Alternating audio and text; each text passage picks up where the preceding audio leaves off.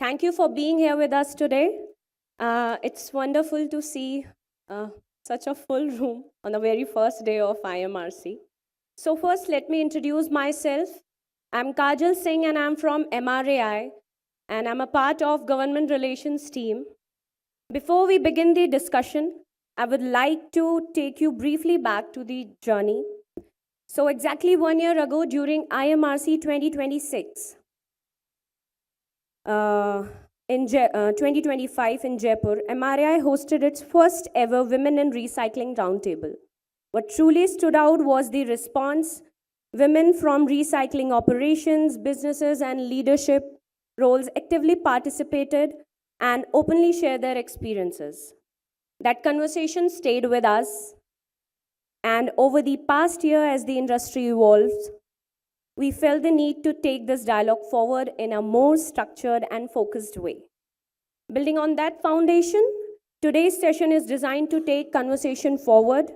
Over the next hour, you'll hear from women leaders across different recycling segments, from manufacturing and operations to global trade audits and technology. We'll keep the discussion structured but conversational, and we'll open the floor of audience interaction towards the end. To set the context for today's discussion, may I invite Professor Benisha?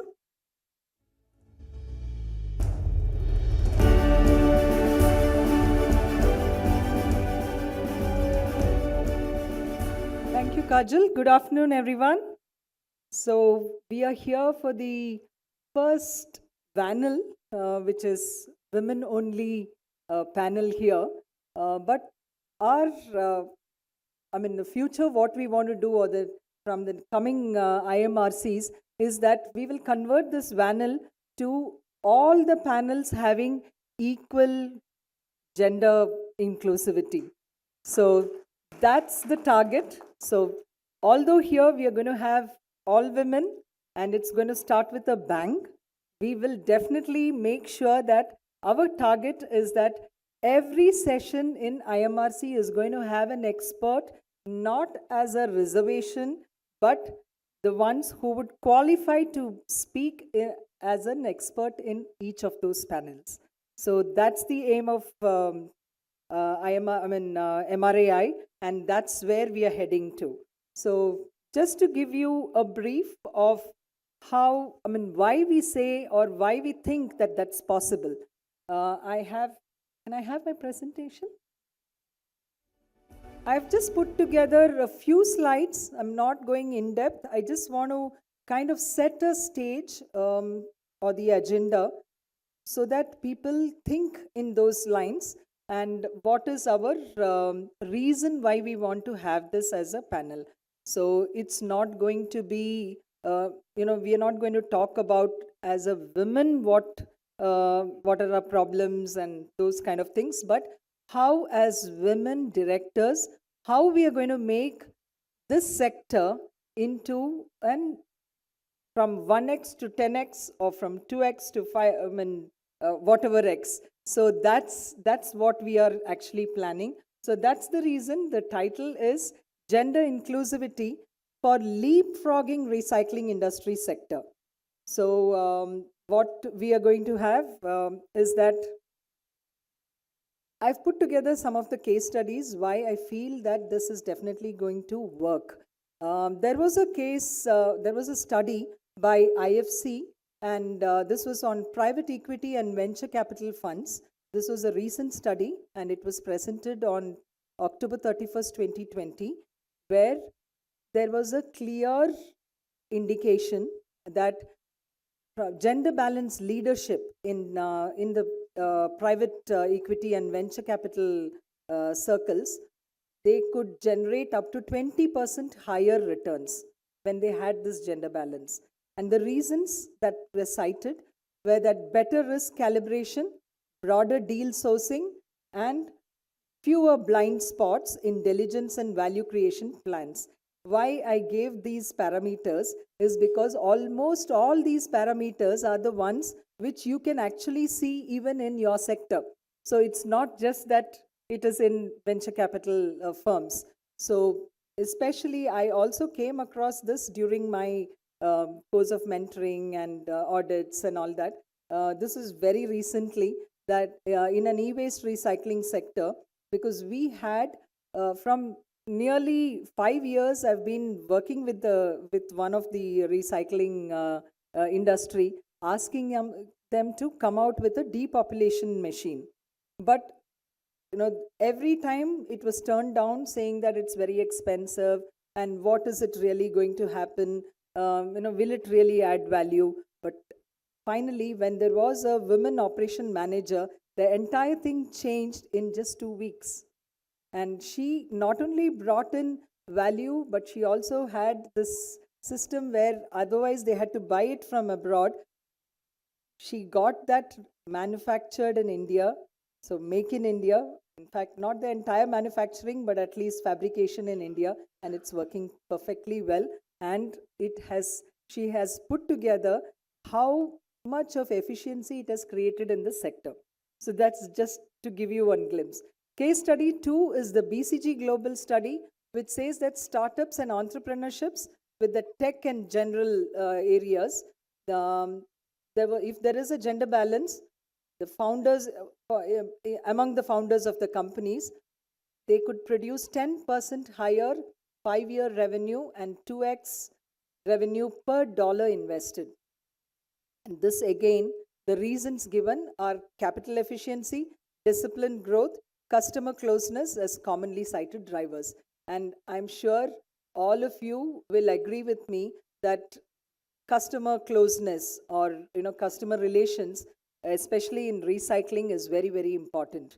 And here, if you have to beat the informal sector, this is one area, because trust is an important thing. And when women is always associated with trust mostly, and that can actually, you can actually beat this and bring this sector forward. So that's another study parallel which I can quote. Of course, India also did a big study, and I would also like to point out one thing. These are not studies which are done by HR or social sector people just to see that women should be included. It is not that kind of study. These are all studies which have been done by economists to look at how the growth of the sector is there. So that is why it is much more authentic and much more neutral. And here this study was almost 840 listed companies in India across 30 different sectors. And what they found was a gender representation in leadership roles, 50% higher profit after tax. And that's something really, really good. And this also includes recycling sector. But of course, that must be like one or two of them. Here, we also now have this women directors who are, it's a compulsory thing in all these, board of directors in as per the Companies Act. So there is also compliance legal legal requirement. Now, what are the key challenges in the recycling sector? Because now we have seen those scenarios. How do we, make this or build this sector, the recycling sector? We have, what are the key challenges? Let me go through that. The first one is input contamination, which all directors talk about. And then we have the other one, which is informal labor, high attrition rates. Then the other one is the portal, because we have EPR now. So there is a lot of mismatch, input, output, certification. This is something which everybody talks about. We have safety incidents, which not much is talked about, but it's still an issue. And difficulty in scaling without losing control. This also is quite prominent in our sector because the sector is now growing really big. Now, usually what happens, I have also seen in the last 30 years, most of the recyclers feel that, even I also initially thought, that if we have a traditional response, that is by just having machines, technology, you can actually overcome these problems, which is actually not true. Because for leapfrogging what you need to do is redesign the entire operating system with higher women representation, women for workforce. And this is what all those last three studies, case studies, also pointed out. Now, how do we do that? For the first, input contamination, you can, and this again is proven.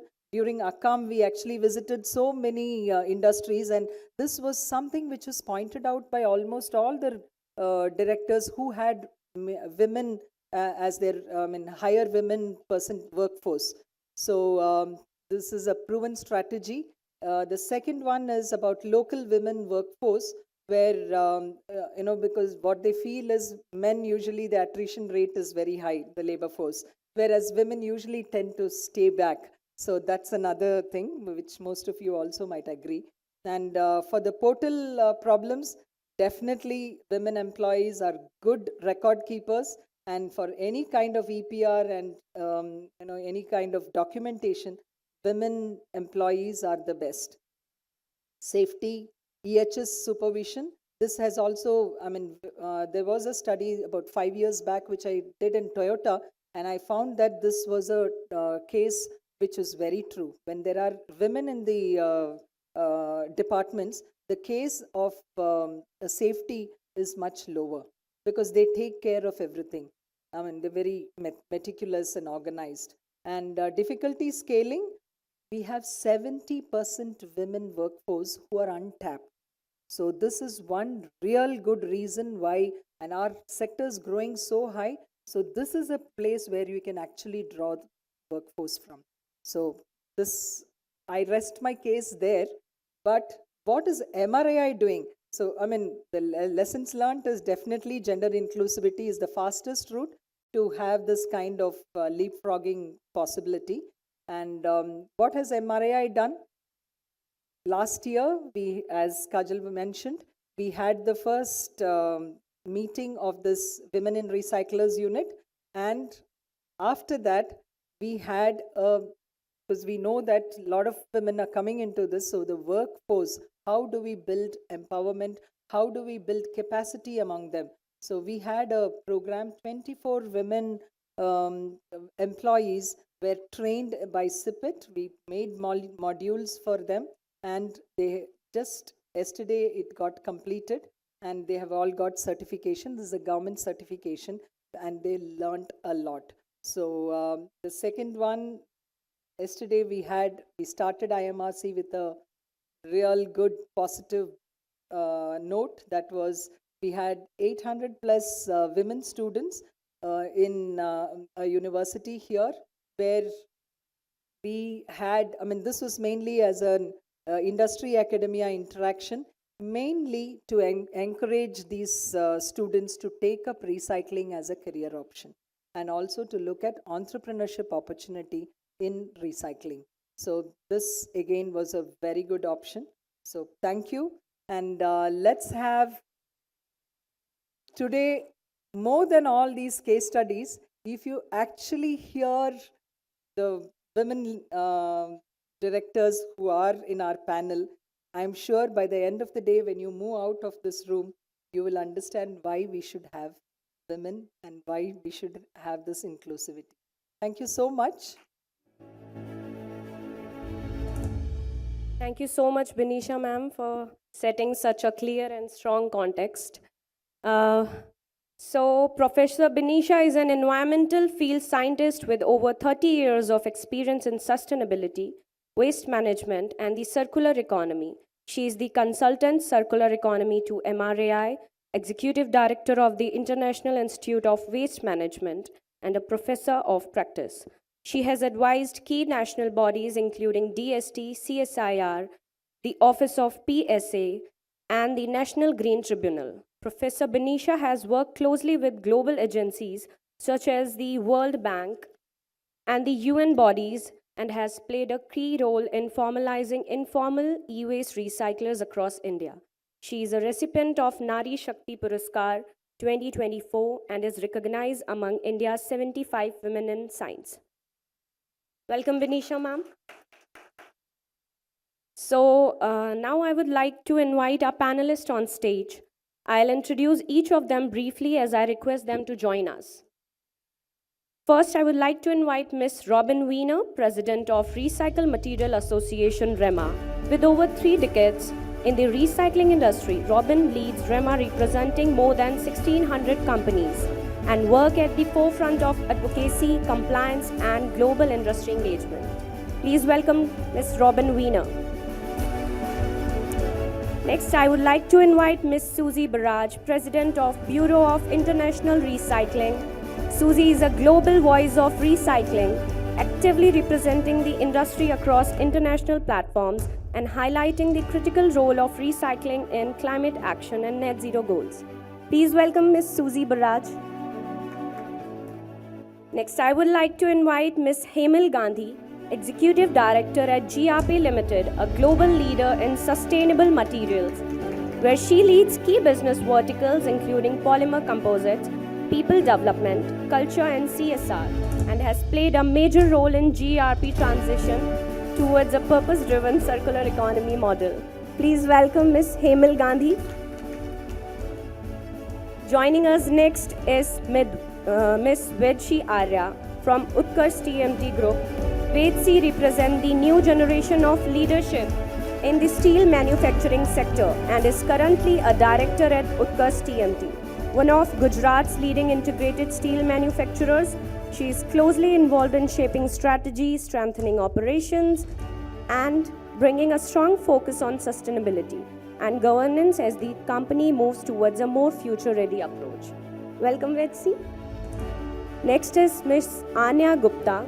Anya is a part of second generation at PGI Group, a global leader in sustainable metal recycling and operations across more than 60 countries.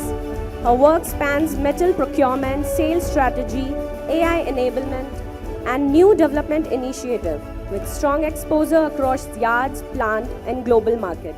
Welcome, Anya. Joining us next is Karvi Agrawal.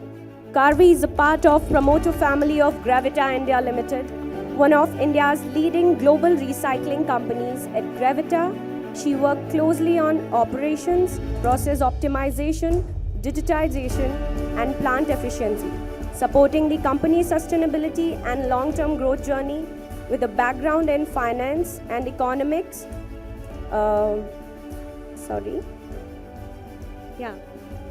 Welcome, Karvi. With a background in finance and economics, Karvi brings a data-driven and future-focused perspective to recycling. Now, I would like to invite Ms. Nanika Chadda. Nanika is a third-generation leader at VK Metcas Private Limited, one of India's leading zinc recycling and secondary zinc alloy manufacturing companies. She is deeply involved in day-to-day factory operations, labor management, and marketing, bringing a strong on-ground manufacturing perspective to the recycling industry. Welcome, Nanika.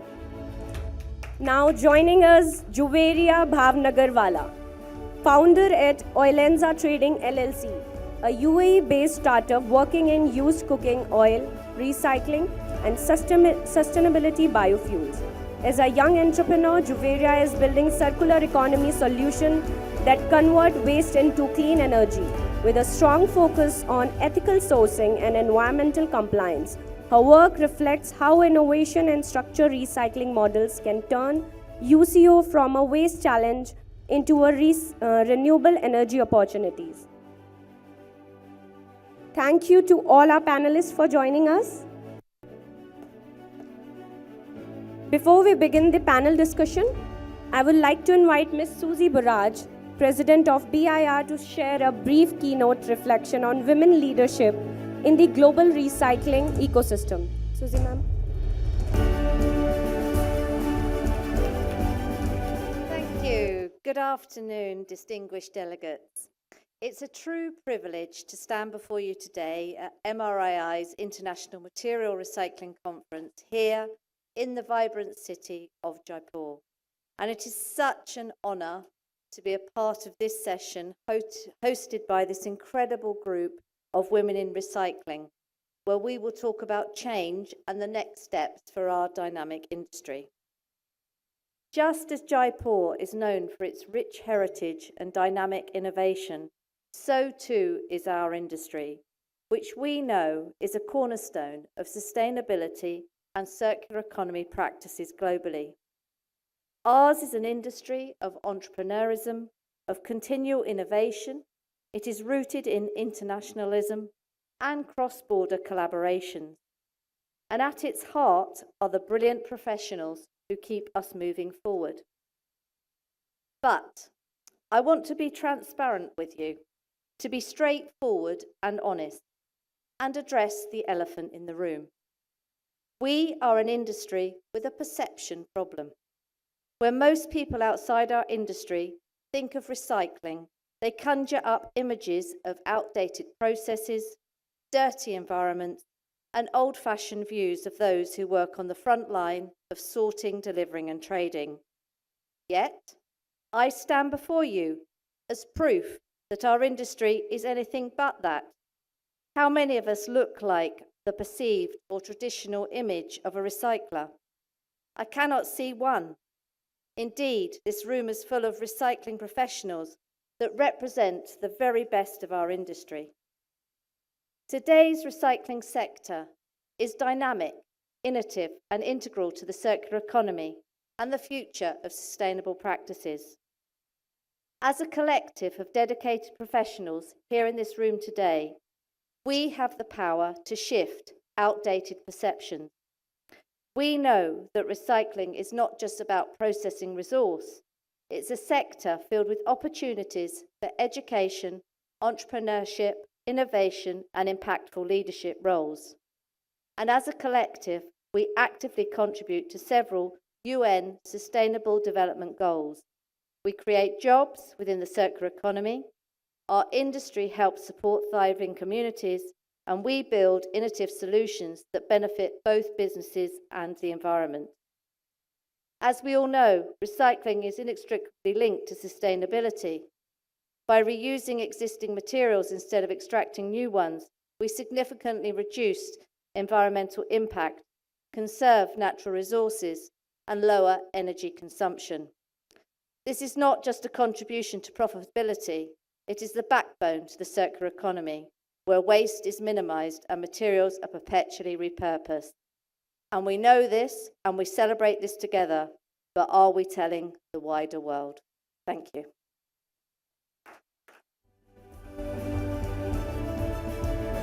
Thank you, Susie ma'am. To begin the discussion, I'll start with a common opening question, especially for our next generation leaders, and then we'll move into more specific perspective. So,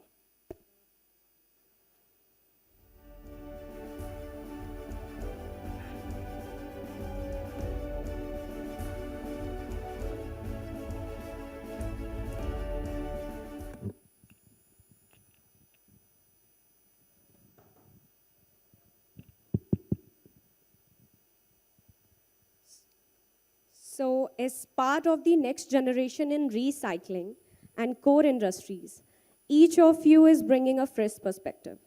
I would like to start by understanding what your journey has looked like so far and how you see the industry evolving today. Ritsi, I'll start with you. First of all, I would like to thank Vinisha ji, Kajal, and everyone involved for setting up this panel discussion. Well, my journey has been an adventure, an enjoyable one for sure, and I'm very grateful for it. Today, in the steel manufacturing sector, there is a renewed focus on cost efficiency across the production process. Raw material processing, more specifically scrap sorting and processing through various equipment and machinery setup, is very fast growing in steel manufacturing, steel melting plants such as ours. It is coming up like a backward integrated industry in itself, in its own right, for manufacturing plants today. Also, there is a very strong push towards energy efficiency in the steel melting sector, with large-scale solar plants being set up and to a smaller extent, even wind power plants being set up across many states of the country, which is bringing down the energy costs quite significantly. with all of these focuses on raw material processing efficiency, on energy efficiency, definitely we are optimizing the value chain today like never before. So I see this as a very beneficial evolution in this industry for sure. Thank you. Thank you, Edshi. Now, Anya, coming to you. Hello. Thank you, Kajal, and thank you so much for having me here. So this might be a bit controversial, but what excites me the most is that the industry is becoming less forgiving. And I think margins have become smaller, customers expect more, and mistakes have become more expensive. But I think this complexity is not really a barrier, it's more of a filter. Let's just look at AI and technology. When I say AI, most people assume ChatGPT. And I think that is just the tip of the iceberg. So at PGI, we have really focused and emphasized a lot on AI, and we've recently introduced CRM as a central operating system in our company that allows us to focus more on the bottom line instead of just the top line volumes or sales, which is again an industry norm. It helps us analyze profitability by material, by country, by supplier, by customer. And again, a lot of our trade conversations happen over WhatsApp. And this information is often lost, and we can't really capture and analyze it. So this tool has really helped us make data-backed and I think strongly informed decisions. And we're really shifting our conversation from how much did we sell to how much did we actually make. And again, due to the globalized nature of our trade, there's often a lot of pressure on documentation and back office teams. So we have also introduced AI agents and chatbots that help us reduce the manual error, increase processing cycles, and again, reduce a bit of that burden on them. So I think that has been a great shift for us as well. And I think lastly with technology, technology is again integral. There's so many things coming up. We are really investing in technologies that help us with scrap preparation and focusing a lot on the input of our material that we're putting into our furnaces or that we're sort of selling. And I think that's helped us extract more value from the material and also learn to handle mixed or more complex sort of types of scrap. And I remember as I was growing up, I always heard that, you know, we're recyclers, we do good for the environment, we're so sustainable. But I feel that was always economic sustainability that we were actually talking about. But now I see a real shift in our industry from a trading mindset to a real recycling and processing mindset. And I think, you know, companies that sort of adapt and modify systems according to this will continue to lead. And that creates a great space for, you know, the next generation to come in and create a real impact. Thank you. Thank you, Anya. Kavi, building on that. Good afternoon, everyone. Firstly, thank you so much to MRAI, and a special thank you to Professor Benisha for bringing all of us here for such an important conversation. For my journey, I sort of grew up in recycling, but my real journey started about a year and a half ago, and it's truly been transformative and extremely hands-on. I chose to start at the shop floor, and I started visiting factories and started looking at our international operations, especially all our factories in Africa, our yards, our smallest scrap collection points. I spent a lot of time at our Dar es Salaam yard and understood how a small 100 kg, 200 kg battery transaction is actually taking place. How are vendors negotiating? How are they building trust within each other? How is the whole supply chain working around that? Alongside, I was also learning plant operations here in India. And now I'm deeply involved in the next biggest upcoming project for Gravita. So my journey has been super hands-on and has been inspirational and transformative for me personally. For how the industry has evolved, in one line, I'll say it's transformed from fragmented, informal, sort of invisible, to institutional. And in my view, the biggest change has come from policy, especially policies like extended producers' responsibility that were only meaningfully implemented in about year 2022. where producers actually have the responsibility for scrap collection and end-of-life recycling. And for companies like Gravita, this means so much more volume, growth, transparency, discipline, and now we can invest with a longer-term horizon. So policy together has changed the game for recycling, and I'm sure in the coming years, sky is the limit. Thank you. Thank you, Kavi. So, Nanika? So I come from a very, very traditional family business background that was started by my grandfather in 1963. So you can only imagine the kind of evolution. Can you hear me now? Okay. So can you guys hear me now? So you can only imagine the kind of evolution that I've seen, that I've heard from my grandfather and my father, and the stuff that I will be seeing as I implement more things.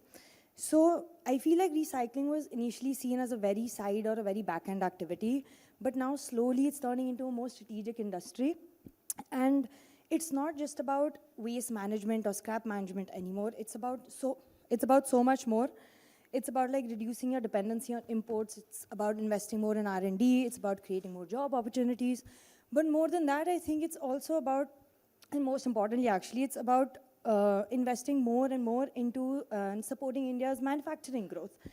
And you know, the more I started from the shop floor, and I still work there, and I'm heavily hands-on over there, and I feel from my grandfather's time to now mine, I see more emphasis being put on like labor safety, labor concerns, and safety of their well-being, and more into standardized and more optimized ways of working.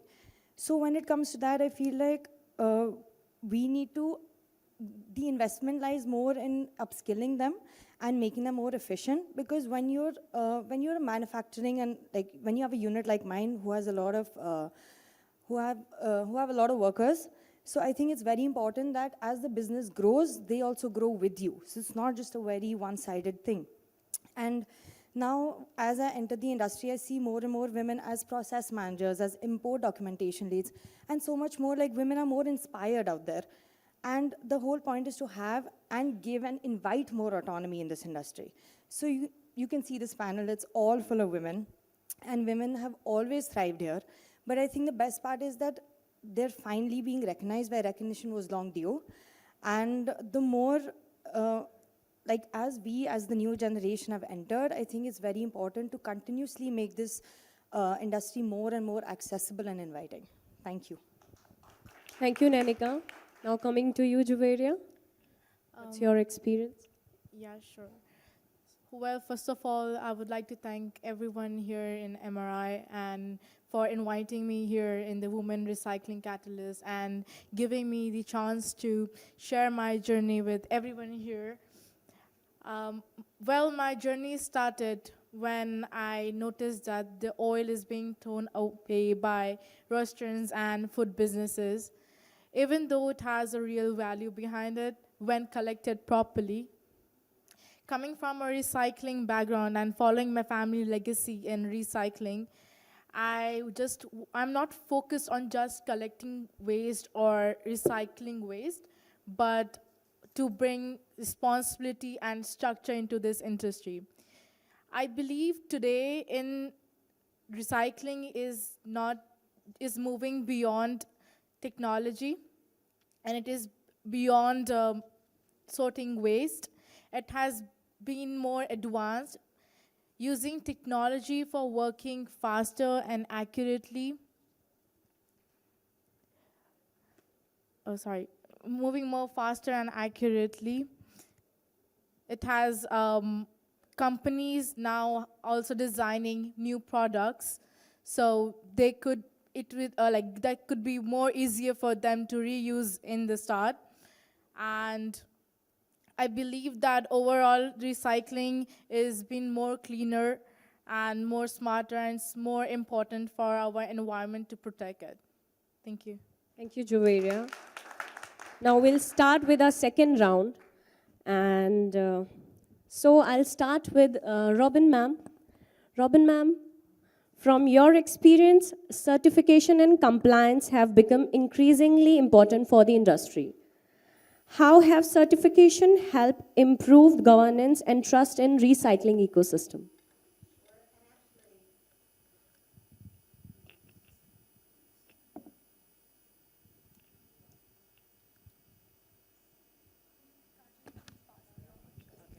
Can you hear me now? Okay. I actually want to focus on one of the other words in your question about compliance. Because when we think about compliance, what we're talking about, at least in the US, we focus on safety, workforce safety, as well as environmental compliance. And safety is a core value for the industry. It's, you know, if you look at REMA's own mission statement, we talk about that our purpose is to promote safe, economically sustainable and environmentally responsible recycling. And we do that with a number of tools, and certification is certainly one of those tools. And there are a number of certification programs out there. As a matter of fact, I was walking the hall, the exhibit hall for this convention, and I saw R2 Rios.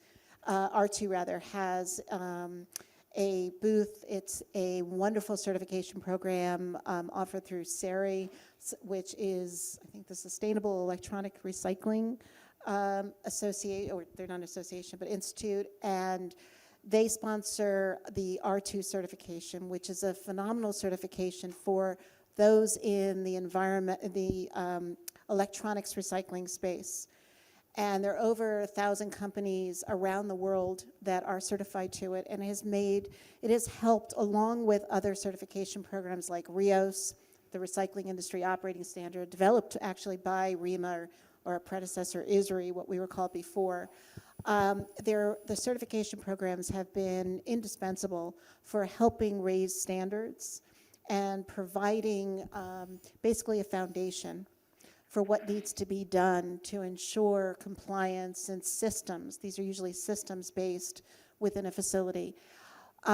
They work best when there is a market which is pushing it. And that's why in the electronics segment of the industry, we're seeing certification being much more taken on, because that's where the OEMs and others have really demanded certification.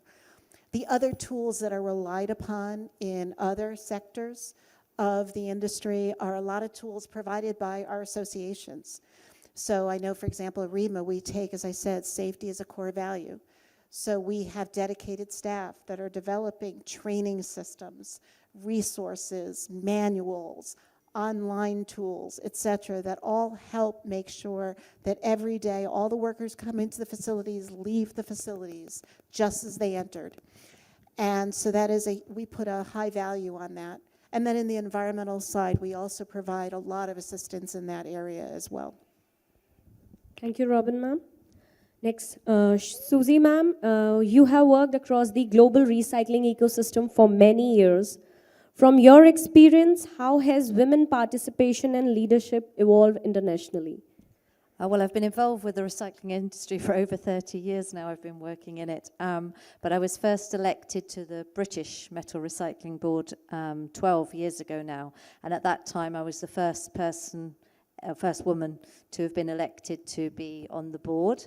And then 2 years later, I was elected to be their president. So that was a great thing. And then in 2023, I was very lucky to be elected to be the president of the Bureau of International Recycling, which is the world body. And unfortunately, I am the only woman on their executive committee. But we're hoping to change that within the committees now. There are a lot more women within the committee, the various divisions. So that's really good news. At the recent events last year, we hold 2 conventions a year. I think we had, nearly 200 women attend, which was really phenomenal. So the numbers are really increasing. I remember sort of when I first joined the industry, I'd go to an event, there'd probably be me and maybe one other there. So we're really seeing significant progress. Still much to do. Representation is probably about 10-15% at maximum in some events, but we're going in the right direction. And as you ladies here today are proving, we've got such a wonderful group following us, haven't we, Robin? That I've no fears for the future. Thank you for sharing that, ma'am. Next, Hemal ma'am, you work very closely with operations as well as long-term strategy. How do you balance operational challenges while still driving sustainable growth? I think firstly, I want to say a very big thank you to all of you for attending this. It gives us a lot of courage and hope that women will have a great space here. I think going before to the question, I wanted to also, kind of spell out here to say that while GRP is, been in the industry for, over 5 decades, I do realize that women do not lack ambition. We lack designed opportunity. There are often times when, I'm at plants and I'm speaking to women over there, I feel we need an empathetic listener. While a lot of us did speak a lot of the problems we face, I'd also like to share with you a lot of the solutions that I believe as an organization we've tried to partake in. Just to give you an example, with a lot of the infrastructure development, with a lot of safety measures, happy to report that 60% of my patch cutting raw material yard has women now. Also our packaging, we have more than 30% women there. In our production lines, on our shop floor, we have more than 15 to 18% women. Why I'm giving you the numbers is that it is possible. It is possible for women to be able to drive not only support functions, but also leadership functions. Through a lot of intervention, through a lot of awareness, through operational challenges that we've gone through, we recognize how and when we can change. So, I often say this, let's move from a fixed mindset to a more learning and growth mindset.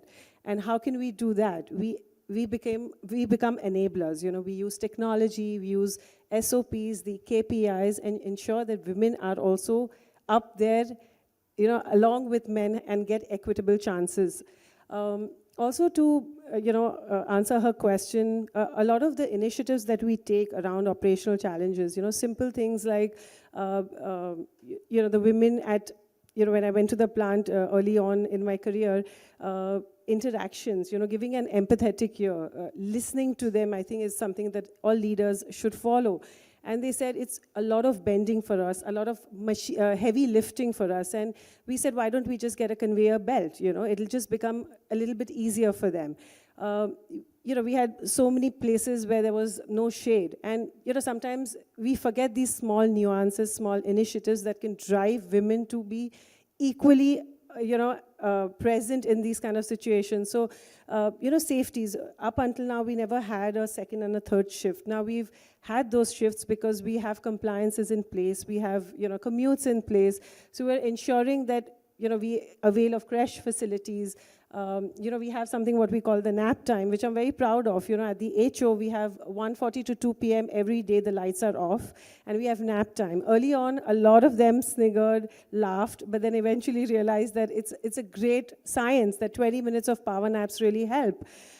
So just very small initiatives which help basically us achieve at GRP, and I think for call to action for the sector, I think government and policy changes, which I think MRAI is really looking to work towards. Panels where, women and men are integrated together. This is great, but it would be great for us to have an opportunity to be with the men. But yeah, that's some of the challenges, but I also wanted to highlight the solutions, and I'm really proud of what all of us are doing here in the women's space. Thank you so much. Thank you so much, Hemal ma'am. Now, coming to Benisha ma'am. Ma'am, you have worked closely with policies, institution and grassroots work. From that experience, how do you see women participation shaping up in the recycling sector? Thank you, Kajal. In fact, after listening to all of them, this particular question on why, how policy can actually enable women to work better is, I think one of the panelists already mentioned that EPR brought in a big change. And now Hemal was mentioning about how technology interventions are actually enabling women to come in. These two aspects, in fact, have been introduced. I was part of the drafting of these laws. In fact, a lot of discussion was there as to why should we insist on certain technology, like, whether it's depopulation or whether even conveyor belts or, wire stripping.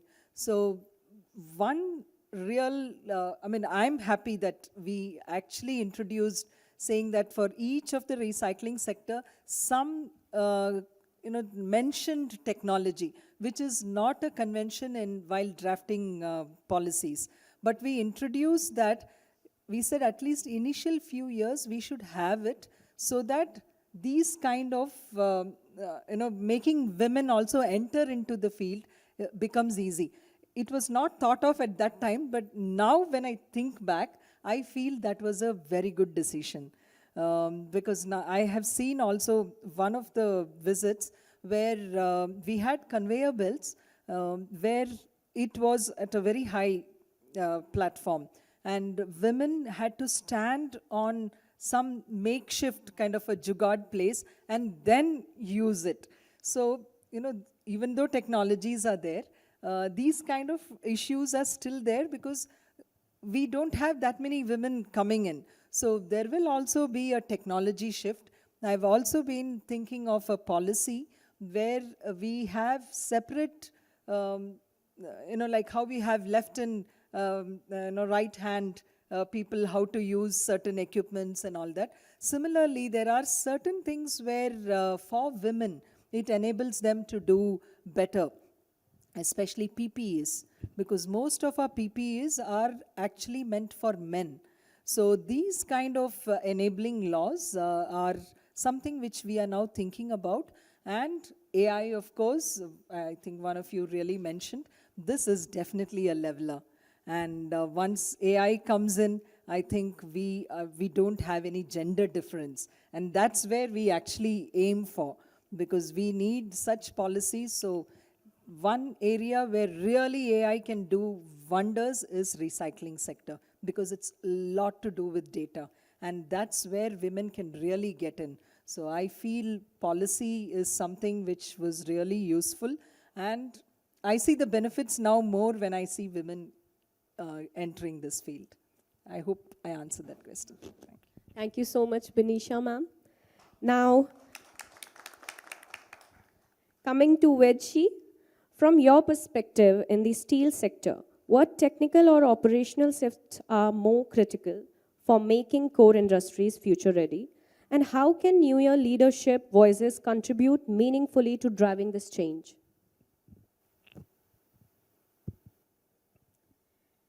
Well, the global average finished steel consumption per capita is around 230 kgs. We, that is India, have only recently crossed the 100 kg mark. And according to our Ministry of Steel, our target is to reach around 160 kgs by 2030, which is still well below the global average. These statistics clearly show us the immense growth potential that is there in India, in the steel segment of India. In my opinion, in order to maximize on this growth potential, we as steel and allied industry should focus on narrowing the focus down and in scaling it up. We should take a page from China's book. Well, only a page, mind you, but from their growth strategy. As we discussed earlier, the industry currently is already focusing on cost efficiency across the production process, whether it is raw material or energy, which is another raw material for our industry. And now with this efficiency, in order to maximize on the optimization already taking place, we should focus on narrowed scalability. Yes. Thank you, Vedshi. Now coming to Anya, with your exposure across India and international markets, how does women's participation and leadership differ across these ecosystems? And what personally helped you adapt and lead across geographics? Okay, so one of my favorite parts about my role is the opportunity to travel and really understand the social and cultural differences across regions. My first business trip, I remember this really clearly, was to China. I went for a conference, and I was so happy and fascinated to see so many women trading, actively involved in plants, operations, decision-making. And this wasn't something specially done. It was just something very, very normal. And I believe it's because the ecosystem over there is so competence driven. If you know your material, the specs, the commercial outcomes of different decisions, I mean, that is more than enough. And for them, I think in some of the cultures, China, Europe, the US, when I visited it, I think that is what you tend to see. Contrastingly, where I predominantly work, the Middle East, I live in the UAE, that's where I operate out of, there's a very big difference. I think it's because, like Susie mentioned, there's still a bit of a perception problem that the industry is very, manual, dirty, labor intensive, and this perception has not caught up with the reality of the situation because our industry now is so systems and, technology driven. So yeah, definitely there is a very big difference across different cultures, and the difference is more on how you earn your credibility rather than opportunity, I feel. It's more on what you have to do to be taken seriously. But I don't really want to focus on the challenges that we face because I'm sitting on a panel with women who've been in this industry for decades longer than I have, and they've not gotten this far by doing that. So I'll move on to the second half of the question. How have I adapted and what has helped me lead? This has been mentioned a few times, but to be on the shop floor, really understand your material, your quality, your people, your technology. And when I joined the family business, the first few months, that's all I did. I worked with the operators, the supervisors, and it really helped me now that I sit in an office to know what they're talking about when they mention certain things or when they make certain decisions. I know exactly what they're referring to and what they're talking about. So I think be competent by growing your knowledge of the industry, of the specific aspects that we're dealing with, and it helped me gain a lot of confidence in myself, and I think it allowed other people to also have confidence in me through that process. So yeah, I think that would be my biggest recommendation. Thank you, Anya, for sharing that. Now, my next question is for Kavi. From your perspective, how has technology enabled more women to play a stronger role in the operational and process-driven environments within recycling? Thank you, Kajal. I think technology has not just changed recycling, it's really changed who recycling is possible for. And for a long time, we've all seen the sector as male-dominated, quite labor-intensive, heavy lifting, furnaces, high temperature. But this personal anecdote really changed how I see things. And initially, when I started visiting other recycling units to understand the business better, I noticed something familiar. There were women present, but only in functions like HR, documentation, maybe finance. And this one woman really changed my perspective.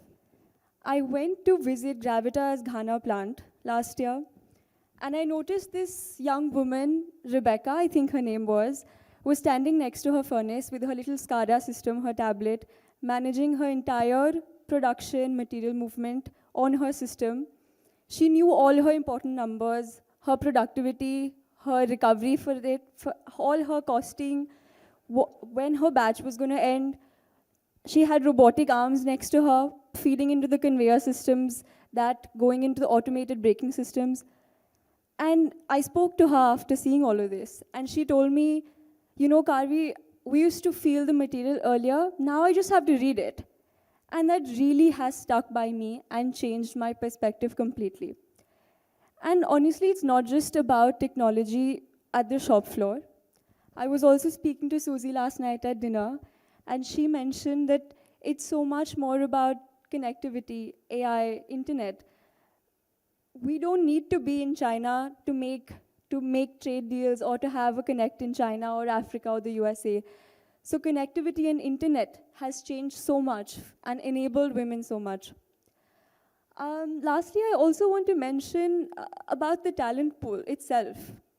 Right? If you look at India versus 2 decades ago, India produces around 10 million engineers every year, out of which now 30% are women, which is a big transformation from 20 years, right? And that means there's so much more talent for the recycling industry to absorb. So just with the technology change at the shop floor, with so much connectivity, AI, internet, and all the talent pool itself, again, there's no reason why recycling can't be bigger and better. Thank you, Karvi. Now, my next question is to Nanika. Nanika, having taken charge of on-ground operations early in your career, how has this shaped your understanding of the business? And how do you see your role evolving as you grow within the organization? Thank you. So, like you said, I started on the shop floor very early in my career, and it helped me understand a lot of things about the business that my grandfather built, like a lot of process bottlenecks, about the labor safety concerns and issues, and how important like consistency, compliancy, and quality is for my day-to-day operations. So as and when I grow into the business, I realize that I want to continue to keep investing in like skill development and training. So when we talk about these things, it's not just about, having a machine and training your labor workforce about, this is the machine and this is what you have to do. It's about focusing on their capabilities and focusing on their growth, and not just about the machine, but it's also about upskilling them and making them understand the process end to end. And more than this, as I've evolved in the business, I realized that, as I mentioned, I come from a very traditional family background. And one thing I realized being a marketing student was how important marketing today is in this today's like day and age. And we really miss out on it. So one thing I realized that I have a really strong product, for instance, and I have a really strong story and a legacy. But all I had to do was market the two and two together so people know me more out there. And we keep continuously talking about how we want the newer generation to come and enter this industry and make a difference. But the newer generation is sitting out there on social media, scrolling through Reels, scrolling through LinkedIn, and that's where exactly we all need to be. So, like I said, it needs to be more accessible and more inviting. And if we want the newer generation to come, I think social media is a very, very good tool to bring them on board.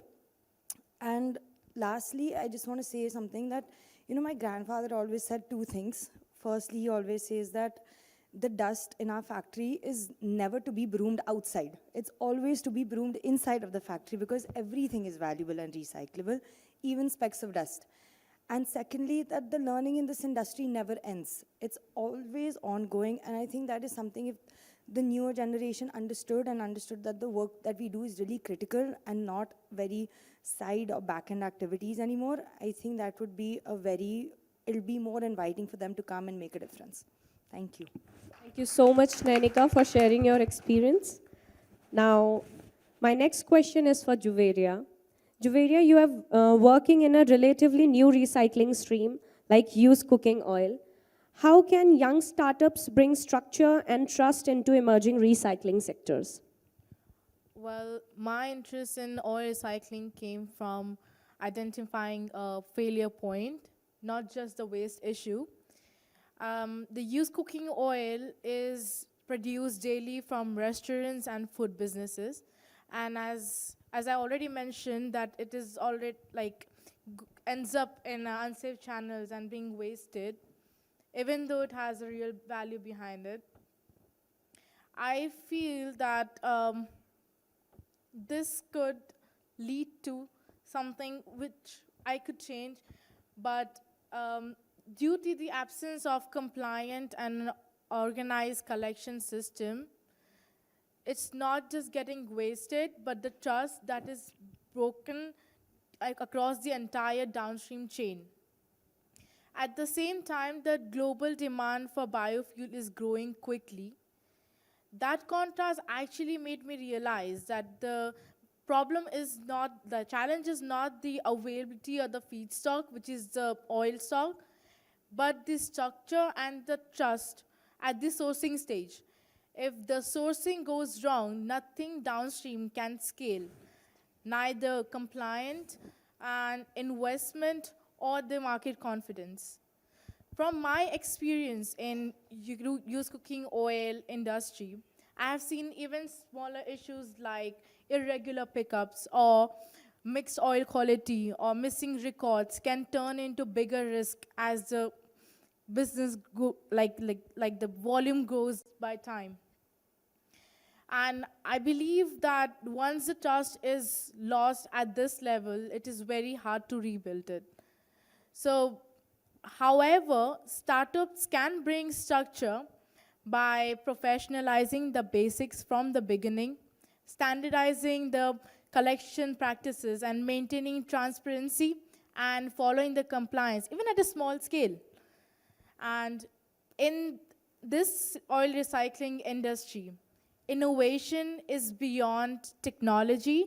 It comes from practicing practical and repeatable system that deliver results as they scale, which is being consistent enough when you're growing.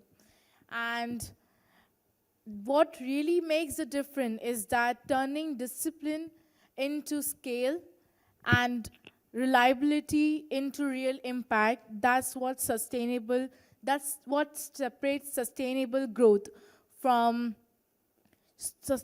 short-term activity. And I also believe that no matter what recycling industry you come from, either metal, paper, or biofuel, I believe that if we come together as a group, we can make the change and be a good leader for being an amazing role model for the next generation. Thank you. Thank you, Juveria.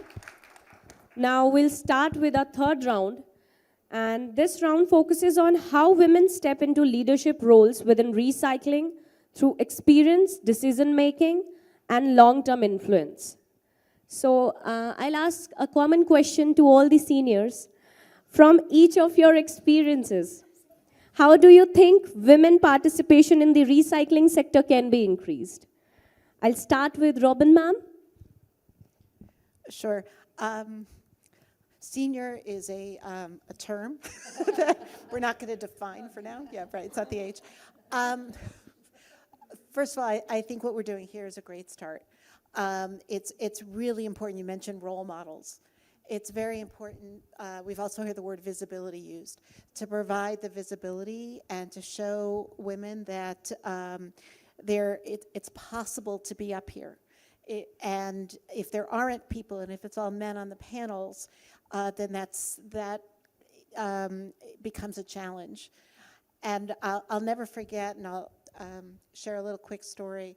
When I started in this role, and I was still at the early stages of it, and I was at a local chapter meeting, and I was very nervous, and I had to practice my presentation. So what do you do when you have to practice a presentation before a speech? You go to the women's room, because there's not going to be any other women there, right? So you got a room there for yourself. So I'm practicing, and but a woman walks into the bathroom, and she sees me, and I'd never met her before, and she tapped me on the shoulder, and she said, "I want you to know how important it is for me to see you up there." And I had never thought about that before. And it was really humbling, but I think about that constantly. And so that's why it's so important to have panels where there are women in the panels as well, to have committees, board meetings, whatever it may be, where women are also in the mix. They should be capable, and they are, and they should be there because they're qualified. But they also provide encouragement to the next generation and to those who might feel a little reticent to raise their voice. And they have a lot to say, and we want to hear them, and we'll benefit from that. So I think providing that visibility is really key. I think that's one of the most important things you can do. Thank you so much, Robin, ma'am. Now, Susie, ma'am. Yes, I want to echo totally what Robin said, that visibility is so important. And for me personally, when you're at, it's usually in the ladies' washroom, that women come to talk to you and they say, "Oh, I'm so inspired to meet you. It's so great to see that, you're taking a leadership role." And for me, I've just done what I wanted to do. I'm very passionate about the industry, and I wanted to represent the industry, and I didn't consider my gender, but that has been such an added benefit for other ladies to come up to you and tell you how you inspire them. I can't tell you how much that gives you a buzz. It's a tremendous feeling. And then also what the ladies were saying earlier about competency, that's really important. When I started in the industry, I made sure that, I worked in the yard. I learnt about transportation. I learnt about the environmental laws, basically so the men couldn't bluff me, but that's what I recommend. But definitely visibility. If you are a woman in this industry, please put yourself on social media, get yourself out there so that other women can join this fabulous industry. Well, ma'am, your experience. Thanks for this very pertinent question. I think, as always, I want to give you the slight solutions or the impact positive, what GRP stands for. For us, very early on in my career, I realized that women need space in this industry. And what we did was we went to a lot of schools, international, ICSE, regular schools, and we had conversations about recycling, about circularity, and this was many, many years ago. And little girls would come up, grade 8, grade 9 would say, it's so good to know that someone like you is doing this, and can we have this as part of our curriculum? And I thought that was the real onset of how we can imbibe these kind of curriculum in schools. Very recently, we hosted a hackathon. We had about 11 universities participating in this. A lot of the students were called to our factories, and they were given material to play with. And they said, what do we do with this? I said, that's for you to think. And this is what my material, what my product is, what the quality is, what sustainability is. Can you make something out of it? And they made relevant products. And I'm happy to report there were 3 stars of the show, and the university that won, there were 3 women who won that. And they came up to me and they said, we've never thought of recycling or operations. They're all engineers in the making. And we never thought that women could do this. And because you're here sharing with us all these anecdotes, we're happy to be partaking in this industry. So I also feel that how do we build communities? We have CSR initiatives that organizations take up. We do a lot on women education. We do a lot on sustainable livelihood. Again, how do we financially make these women independent? You talk about waste management, you speak to collectors, you speak to regulators, in the policy making. How better can we better the woman quotient in this? And I genuinely feel that sustainability is really the inheritance we're going to leave behind. So we should really, really put a lot of effort to that. Thank you. Thank you so much, Hebel ma'am, for sharing your experience. Now, coming to Benisha ma'am, please tell us your experience. Yeah. More than that, I think, what is the future? Actually, the future is now. And I'm sure all of you agree. By looking at all these panelists, definitely we have a very good future. I mean, not future, we are in it already. We have 8 different sectors, and we actually got all different perspectives also. Some spoke about technology, some spoke about social media, marketing, operations, new startups, Gen Z here, and we have seen it all. We are seniors, but I think I include Hemal also in the Gen Z. So I think it's really great because I'm sure Sanjay ji, here is actually the future. Next IMRC, each one of them are going to be in a panel, and that's, I'm sure you agree totally. Right, yeah. So,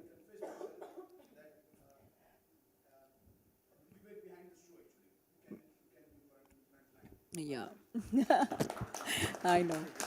So I'm very happy because, I mean, you're talking about my experience. I have been in the last 30 years, most of the places where I used to be alone, and not just in boardrooms and all that, but that happened much later. But in the community, in all kinds of community, because even in the rural, very rural areas, and everywhere, I used to be almost a single woman, and that too in an Indian condition, because I traveled all over India. But of course, what really drove me was the subject, because this was a subject which was always new, and there was always something which I could offer. So that is the reason I very strongly feel that if women have to be leaders and if they have to really shine, this is a sector for you. And I'm so happy that all of you have chosen this. And I hope in our future, that is because MRAI has already taken a decision that we are going to have in all cities some panels or some kind of an awareness programs, and these are the role models like what you were mentioning. I'm sure one of them comes and speaks, so many ladies will get in and into this sector. So I'm so happy about this entire panel, and I'm sure all of you will agree to this. So future is now. Thank you. Thank you. Thank you so much, Benisha ma'am, and thank you so much to all our panelists for sharing such valuable experience. Before we conclude this session, we would now like to facilitate our panelists. And We can have one or two questions at least, okay, yeah. if it's not So a we'll problem. start with audience interaction. If you guys have any questions, you can please ask. Yeah. Hi, everyone. Good afternoon. It's more than a question, just a few comments, and congratulations to Benisha and to Kajal to put this together. You remember last year we were in this exact same room, and it was a much smaller roundtable discussion that we had. So this is progress. I assure you on behalf of the board of directors at MRAI that we will incorporate all these suggestions that Kajal has, Benisha has, all the valued feedback. I think Benisha has been working with MRAI for quite a few years now, and I think she's finally found her cause to champion. And we're thankful for that, to bring women forward, to bring leadership forward. So thank you for leading this. One real lacuna that I do see, if you reflect inwards towards the board, is that 25 men and we have one female advisor. So I do think there's a huge gap in women in leadership, and I think the onus is on y'all as well as on us to sort of get this gap closed. And hopefully by next year, we can figure something out where there are more women visible in MRAI, more women visible in MRAI discussions. And I'm sure that this is a challenge and an opportunity both, and I'm sure we can take it together forward, right? So thank you so much again, Benisha. Thank you so much, sir. 2-3 things I would like to mention here. I remember post-COVID, Benisha called me one fine day. I was not knowing anything about the Benisha. That Sanjay, I'm Benisha from Bangalore, and I thought that was the work. She told me that you are MRE president, and I want to work for e-waste industries, and I'm working in Bangalore and helping this e-waste rag pickers and everyone. So I would like to join MRAI. Could you help me to do this? I told Benisha, you are most welcome. And she met me. I invited her to the conference and everything. And now she's really leading the women recycling show. I really congratulate you, Benisha, for leading this show. Now, yesterday, I have seen it personally. And I was there along with Robin and Susie and everyone. 800 young women, girls were there, part of the students program. And we have taught them circular economy, everything. And that was the initiative of the Benisha. Thank you very much, Kajal, for this wonderful. And I would like to motivate you that, Robin, I must mention here, Kajal is a sister of Amar Singh. And Amar Singh family has a 4-member in my MRAI office. And it is so beautifully, it is such an important organization. I have got so much good people, Amar, Amit, Kajal, and Naveen. These 4 brothers, sisters are working in the MRAI office out of my 50-member team. So thank you very much, Kajal. Thank you so much, sir. I also would like to confess and admit here that I will speak about myself. I became a little bit sentiment, saying it's 4 daughters like my here are sitting here. So when I wake up in the morning, I'm just all of us. I see my wife's face. I kiss on her forehead, and so my day starts with a woman. I come back to my, my hall, where I touch feet of my mother. My day starts with my mother. So again, woman. Again, after 2 hours, me and my wife speak to my daughter at her in-laws' place. Again, women in my life. So women are very much important in our life, and I give utmost respect, and I confess that my day, before 10 o'clock, my mother, my wife, and my daughter gives me blessings for the day. So you guys are really doing great work. Thank you so much, sir. Thanks a lot. Thank you so much. I request our respected board of directors to kindly join us There on was one stage. question. There was a question there. Okay. Yeah. Hi, I'm Shruti from SERI. My question is like, what are the next steps which we are considering for the upcoming year as women in recycling? Yeah, if I can answer that. Yeah, one of the decisions that we took even in the board yesterday was that we would be having a lot of programs to really encourage students to get into this recycling sector, because many of them are not aware of what recycling means and what is this industry. And so that's an area where we are going to concentrate. Second thing is, we want to really empower women who are already working. So in all different levels of the workforce, we will have some specific programs for them, and like plant visits. We will have specific management leadership programs. We would also have technical sessions. We've already spoken to IITs and NITs. So we would have also special certificate programs for on different technologies for different sectors. So these are some of the activities which we are thinking of currently, because we are still in the nascent stage. And then maybe entrepreneurship, because hackathons already, Hemal has started that activity. So that's also going on, and any other new items, because we will definitely have some programs, or we will have discussions on what to do next, if you want. I just want to add another suggestion, if I could, which is that while these in-person interactions are fantastic, and certainly we talked about raising visibility and getting more women on panels and on boards, et cetera, I think that there's also one of the things we learned in the United States is that as we were doing women in recycling programs, there's also a junior level of some women who, for whatever reason, they can't travel.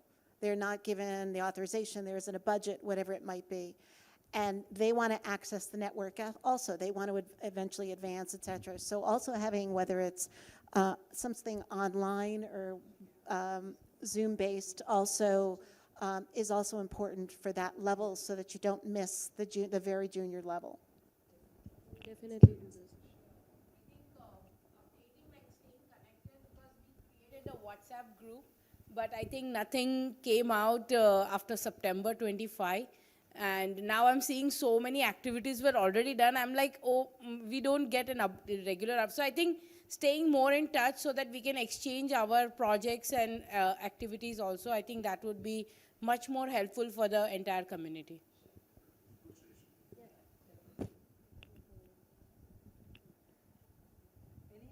Any other questions?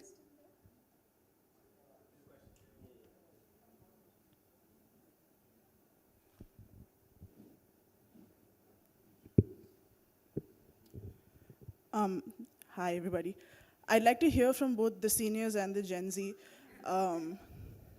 because you've had all these positions in your life. Were you sort of looked down upon because you were a woman? Were your decisions not given enough importance that you think they were supposed to? And how did you navigate that situation? Thank you.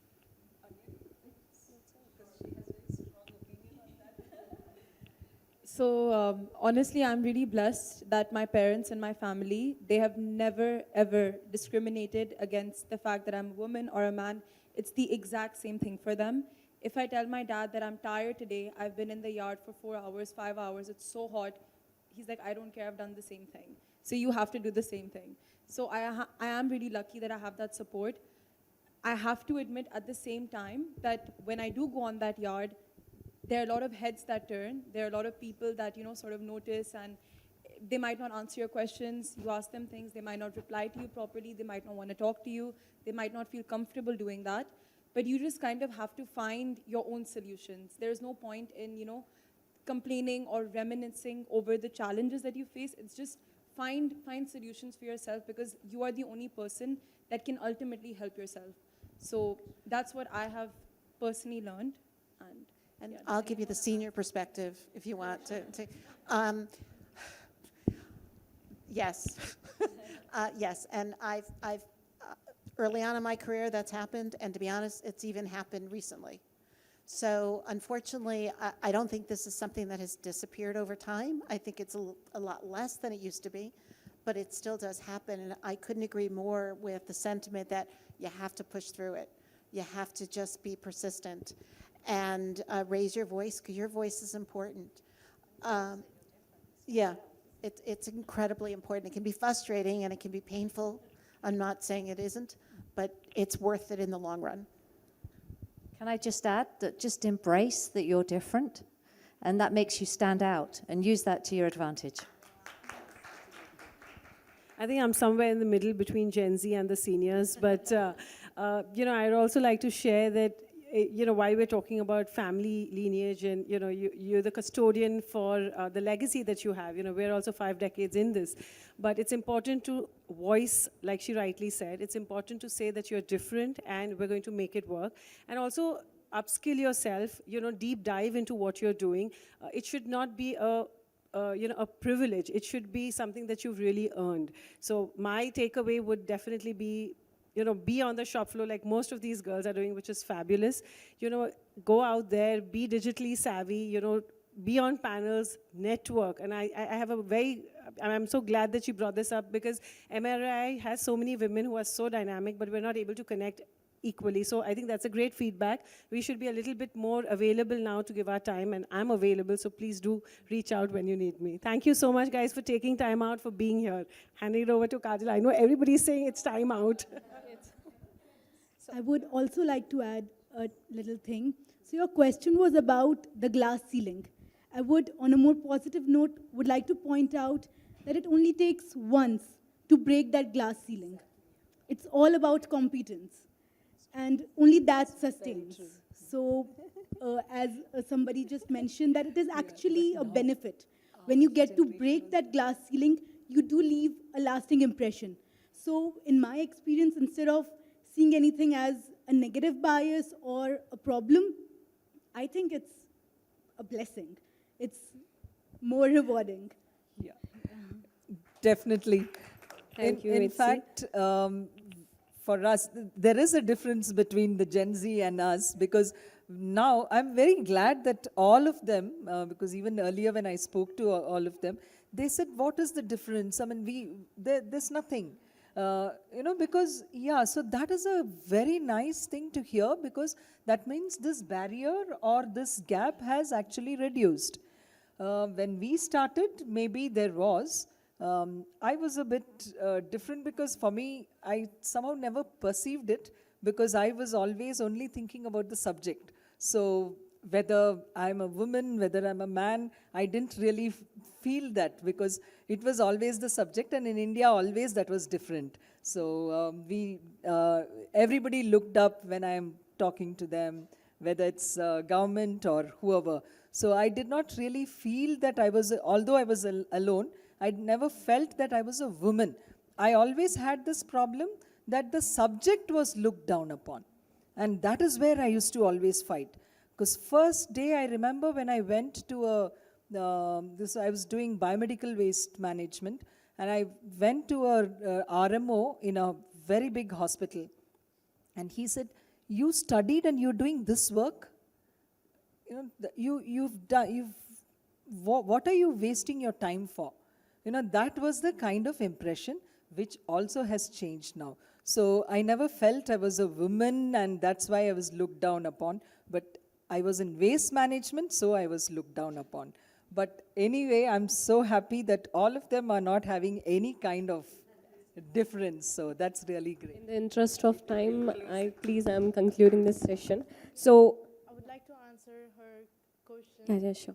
I completely agree with what Ananya said, that I'm also thankful for having a great family that supports in women and businesses. My dad gave me an opportunity to start a business. not having his support would never bring me here on this stage. And it's all about raising your voice. In the morning, when I came here, there's this guy I met.